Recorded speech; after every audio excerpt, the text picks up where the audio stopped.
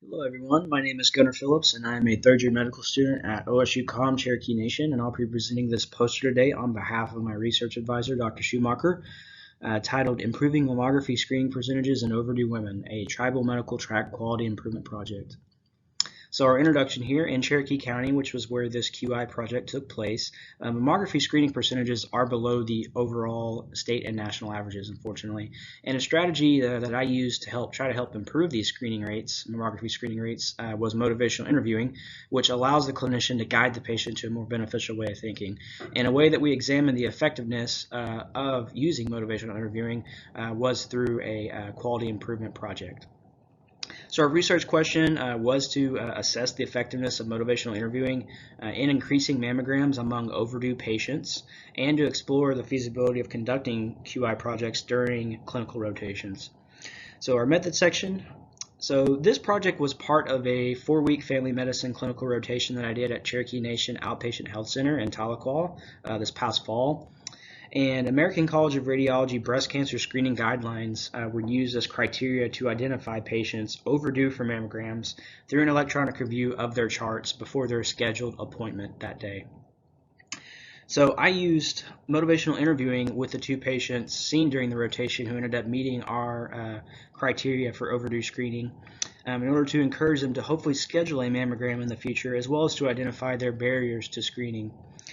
And the 2 patients' electronic health records were reviewed until a completed mammogram appointment was recorded or until December 21st, 2023, whichever came first. In our results section, so of the 2 eligible patients interviewed, one was fortunately screened with mammography before the project cutoff date. And both patients really understood the utility of mammography as a screening tool. Their comments on it were largely positive. But comments did vary from patients as to why they were overdue, and they included a lack of time, needing to be made aware they were overdue, as well as a general disinterest in screening. And when asked whether they plan to get screened in the future, responses did differ. One patient with a family history of breast cancer intended to get screened, and she did indeed get screened after realizing she was overdue, while the other unfortunately indicated that she never planned to have a mammogram at all in the future.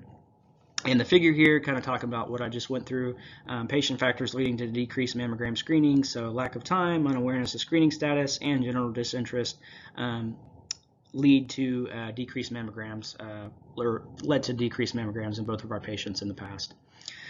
So conclusion, so from our findings, we were able to suggest that motivational interviewing during scheduled in-clinic appointments may contribute to increased mammography screening, as well as other types of screening. And family medicine rotations, with their less intensive time constraints than other rotations, make them ideal opportunities for student-run QI projects during the rotations. And the significance of our findings, so if brought to their attention, we found that patients may actually be willing to engage in screening talks if clinicians do make the time to discuss it. And if clinicians, do make the time to discuss it, providers can then tailor those conversations to address patient concerns of screening, while at the same time using motivational interviewing to encourage patients to eventually get screened. And overall, as I said, our project did demonstrate that QI projects during 4-week clinical rotations in family medicine are feasible.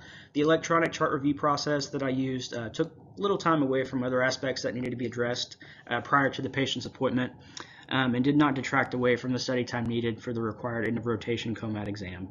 And we'd also like to acknowledge here at the bottom right section, we'd also like to acknowledge Cherokee Nation Health Services for their support of this project, as well as the partial funding provided by the Health Resources and Services Administration Center of Excellence program with their grant outlined right there for this work.